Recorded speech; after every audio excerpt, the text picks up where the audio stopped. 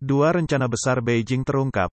Para analis memperkirakan kehancuran pasar perumahan akan segera terjadi. Pasar perumahan China sedang anjlok, memicu kebangkrutan pengembang dan mengguncang kepercayaan terhadap investasi di sektor real estate. Penurunan ini menghambat ekspansi ekonomi China dan meresahkan investor global. Di tengah kekacauan ini, Xi Jinping sedang mengarahkan dua strategi penting untuk menghentikan secara bertahap perusahaan-perusahaan real estate swasta, dan mendukung proyek-proyek yang dikelola negara serta meningkatkan pembangunan perumahan yang terjangkau. Tujuannya adalah untuk meningkatkan perumahan terjangkau yang dibangun pemerintah dari sekitar 5% menjadi 30% dari pasar perumahan, sejalan dengan agendanya yang lebih luas untuk memperketat cengkeraman PKC terhadap perekonomian dan mengekang pertumbuhan sektor swasta. Dalam langkah-langkah yang baru-baru ini ia tekankan untuk mempercepat peralihan menuju model real estate yang berpusat pada perumahan terjangkau, sebuah visi yang didukung oleh rencana besar seperti arahan Dewan Negara Bagian untuk menambah 6 juta unit terjangkau di kota-kota besar selama 5 tahun. Wakil Perdana Menteri He Feng, sekutu utama Xi, adalah arsitek di balik proyek-proyek ambisius ini, namun belum ada dukungan resmi.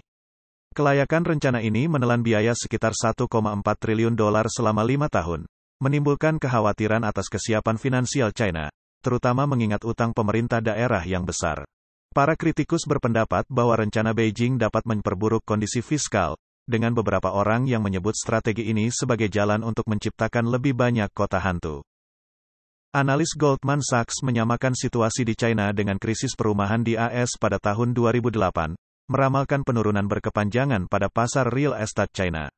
Dana Moneter Internasional, IMF, baru-baru ini mengeluarkan peringatan keras bahwa China sedang mengalami kemerosotan real estate yang belum pernah terjadi sebelumnya, hanya sebanding dengan keruntuhan terparah dalam 3 dekade terakhir, sementara para pakar keuangan menunjukkan risiko besar intervensi bank dalam menopang sektor ini, yang berpotensi menyebabkan kredit macet yang sangat besar.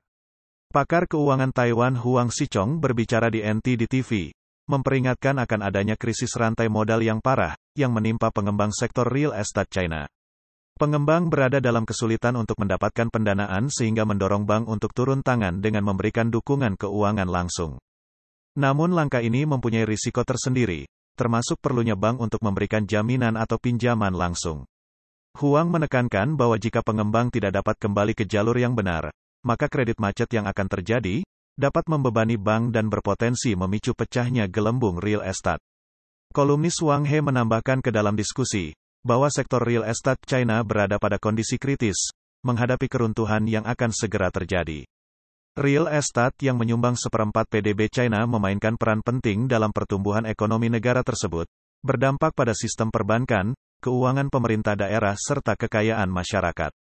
Keruntuhan sektor ini akan mempunyai dampak yang luas dan membahayakan sistem perbankan dan keuangan, merusak kestabilan kebijakan fiskal serta mengikis kekayaan pribadi, yang kemudian bisa menyebabkan krisis ekonomi yang mengerikan di China.